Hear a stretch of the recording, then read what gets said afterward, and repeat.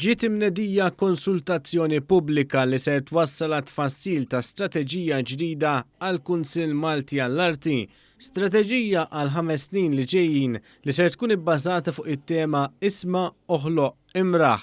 Id-direttur tal-Fondi u Strateġija Marian Kawki spjegat kif il-proċess ta' konsultazzjoni qed jiskatta igwidat minn qafas ta' politika kulturali, nazzjonali, Ewropea u globali. Il-konsultazzjoni ser tkun qed issir permezz ta' proċess li fih il-partijiet kollha interessati ser ikunu mistiedna jattendu workshops u jgħidu tagħhom dwar temi differenti. Il-kap tal-istrateġija Adrian De Battista spjega kif din l-istrateġija ser tifforma l-ħidma lejn l-investiment fl-ekoloġija kulturali u kreattiva f'Malta u l-appoġġ u l-promozzjoni tagħha.